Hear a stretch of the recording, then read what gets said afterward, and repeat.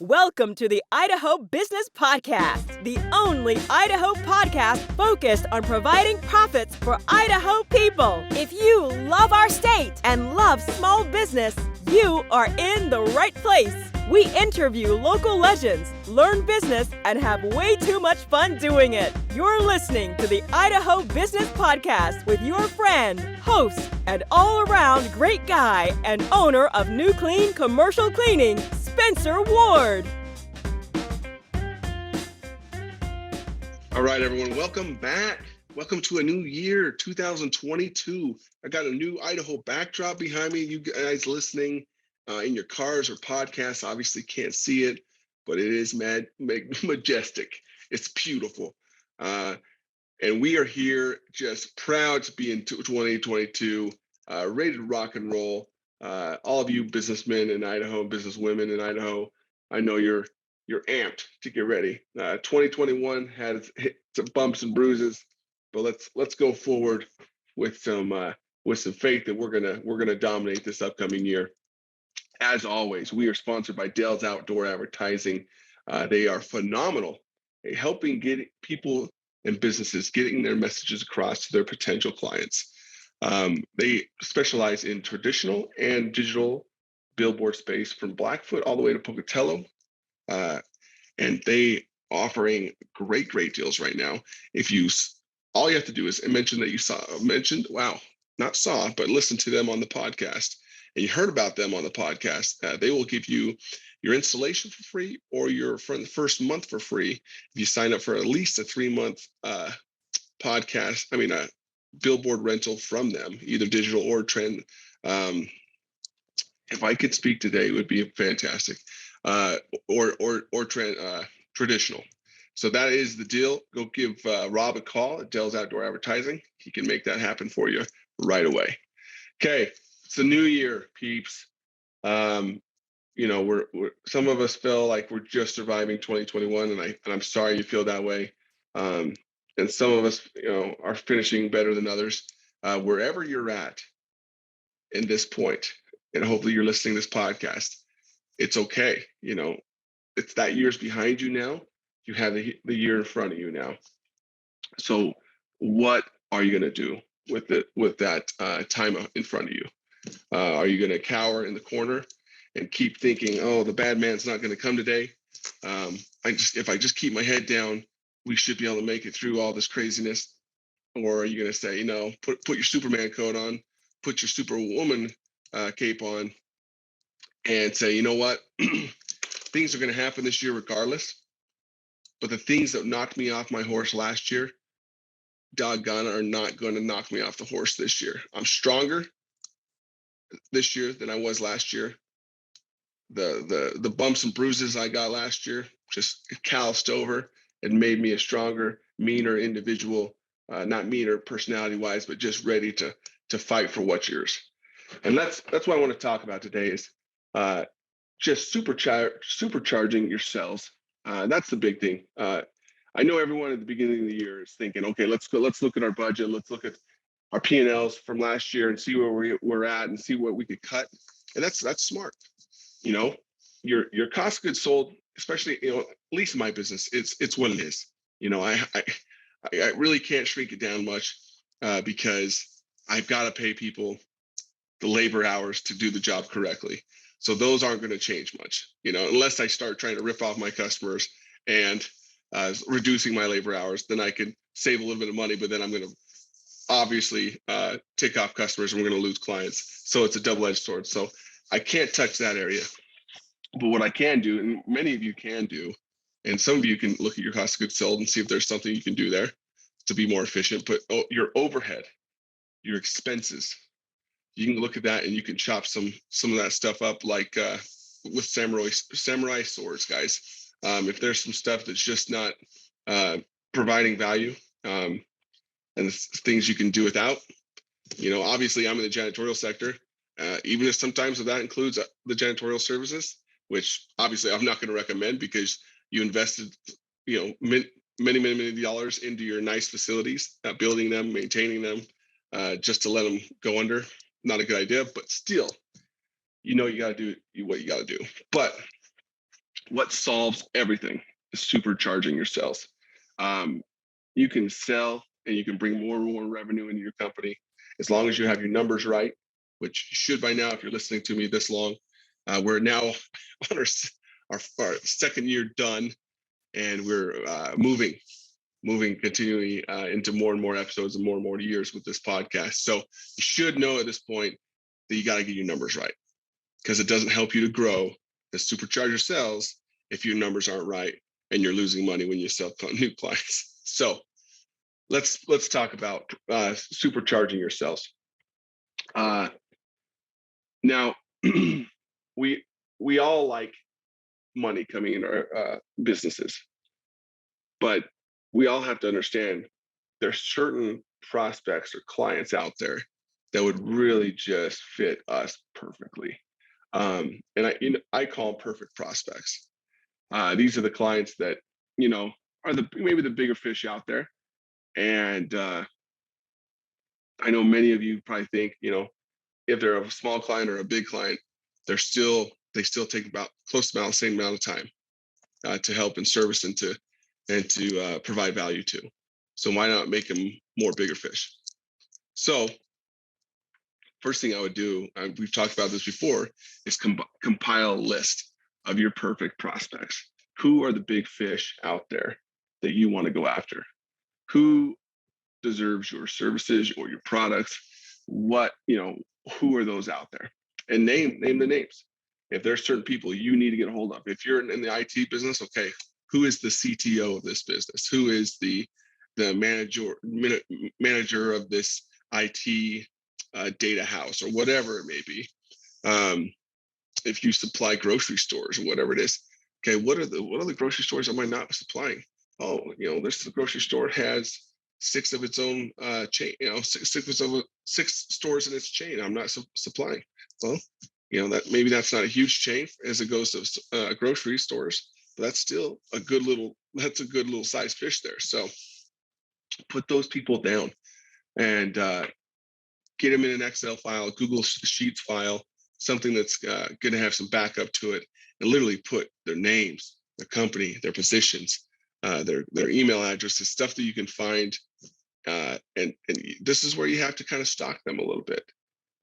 Don't be creepy about it, but try to find out some of the things that they're into, some of the things they like, dislike, and write those things down next to them. A good tool for this is a technology called McKay66. If you Google that, you can sign up and you can get. They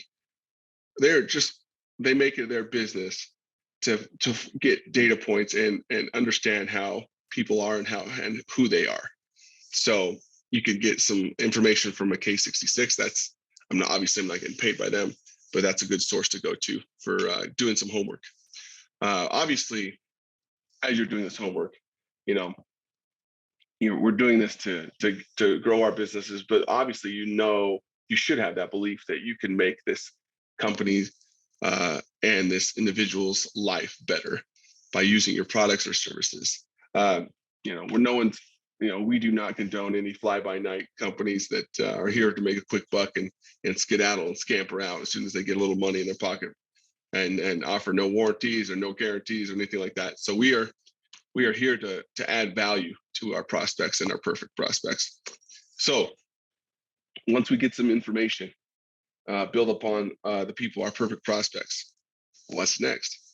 Now, many of you, and I've been like this before, so I'm not pointing fingers because I've been there, we'll try to have that syndrome where you're like a bull in a china shop. You go in there, just guns blazing, horns going all over the place, just shattering china because you're so excited.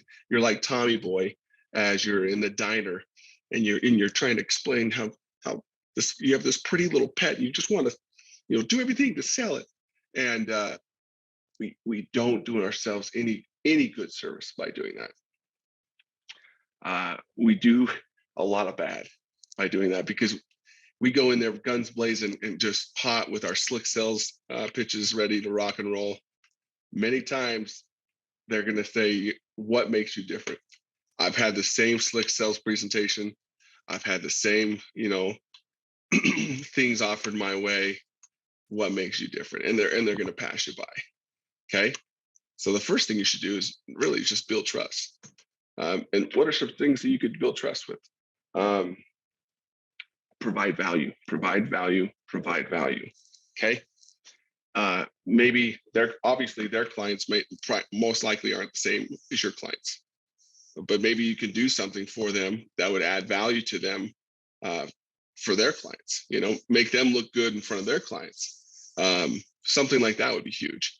I have people emailing me all the time saying, hey, use our list services, buy our list because we can offer you facility manager names and information, all this kind of stuff. And I mean, here's a few names just for free, just to try us out.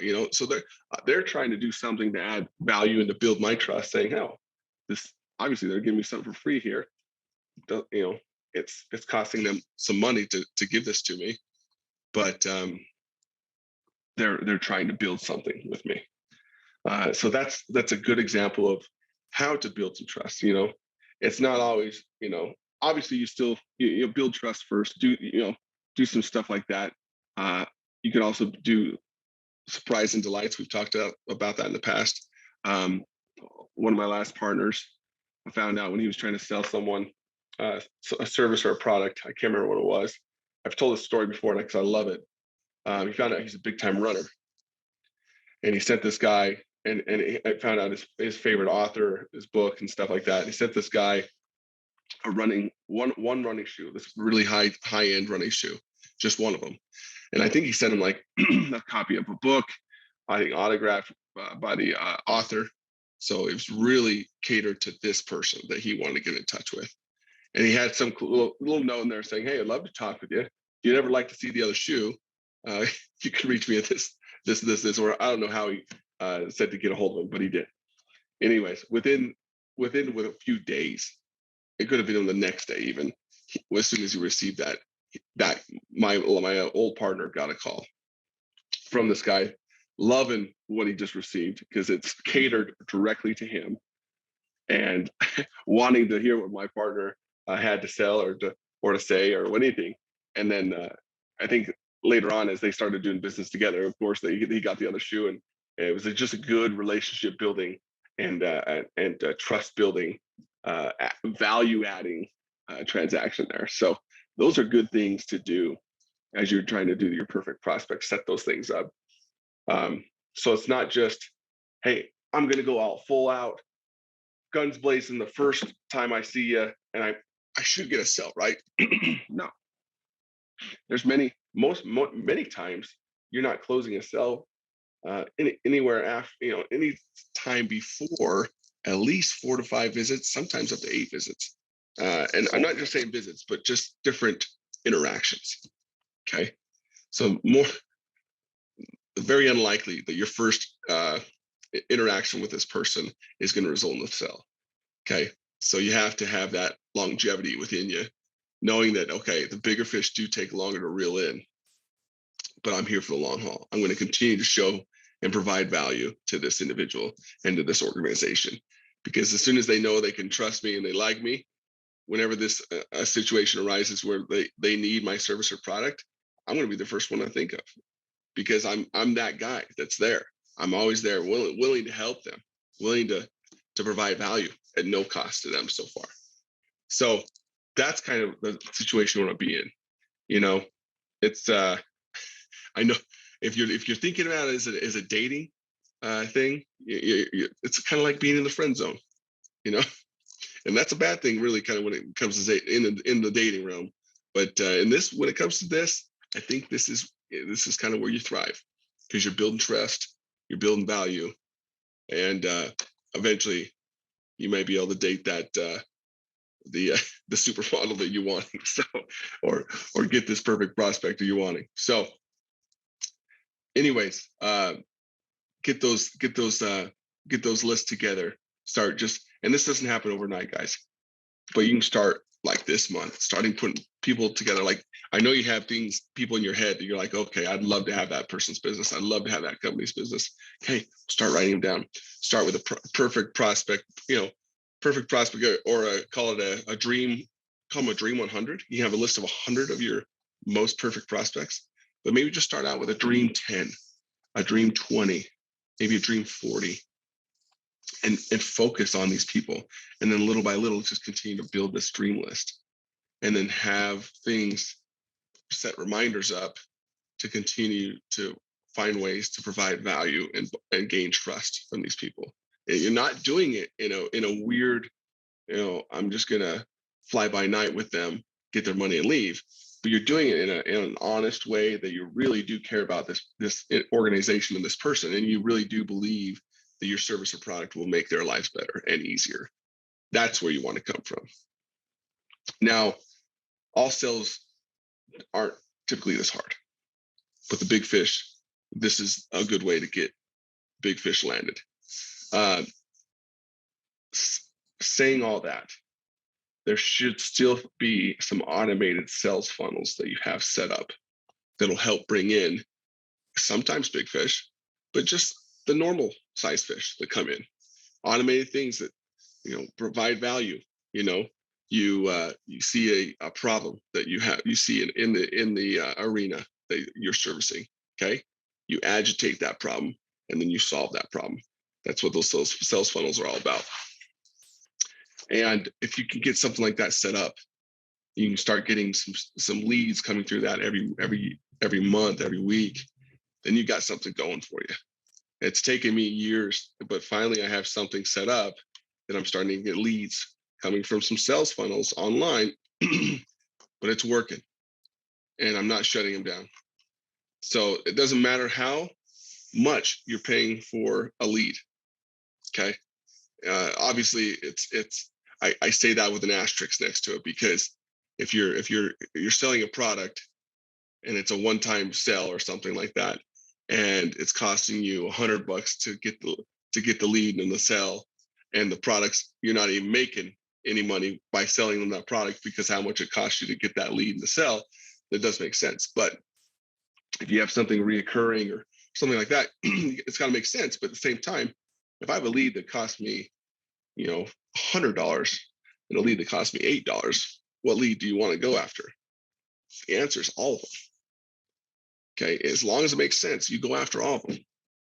And for my scenario, we have recurring services. So if it's a lead that's cost me $100 or a lead that cost me $8, I'm going to go after all of them. Okay, and because what lead's not going to pay themselves off, after getting some of these landed, they're going to pay themselves off quickly. So that's just that's your marketing budget. You got to think of it that way. You don't shut down your marketing budget because some of your leads aren't turning into sales. If you're getting leads, you're doing something right. Okay, maybe you're attracting the wrong type of fish, and then you tweak your funnel a little bit to attract the right type of fish. You're trying to get the cheap wads, and you're let's reverse this. Say you're trying to attract the people that want to buy your quality product, and you're out here saying, hey, I'm giving you 50 to 60% off if you sign up right now, blah blah blah. Okay, then you're attracting all the cheap wads. Okay, that's not the right bait for the fish that you're going after. All you outdoorsmen, I know we're in Idaho, you guys know when it comes to fishing, hunting, you got to use the right bait, the right call to attract what you're wanting. So think of it that way. So as you're getting leads and you're upset, oh, why aren't these leads transitioning into sales? Okay, well now, if it's just you doing all the leads and you're going all the sales calls, and you're not transitioning into sales, okay, now it's time to look in the mirror, bro, or Missy. You've got to look in the mirror and say, what am I doing? What am I doing wrong? Am I in there like a bull, in a china shop? Am I trying to impress them with all the stuff I know and tell them everything about my company, which they don't give a crap about, and all the new technology and all the new equipment I'm going to use for their facility? No, they don't give a crap. They want to know what you're going to do to make their life better and easier. And if you can do that, you're going to have their business for years, forever. Okay. So that's the big one, people, is if you're tracking your leads, and that's another thing I would be doing, tracking your leads, bids and sales every month. Okay. Tracking how much you're spending, what avenues are working. Maybe Facebook's working more than Google. Right now, I know Google's working better for me than Facebook, you know, and even if it's, you know, people in the leads that you're getting from some what do you call them, mailers, you know, those little mailers you send them out, whatever it costs. If it's making sense and if it's bringing money into your account, use all the leads.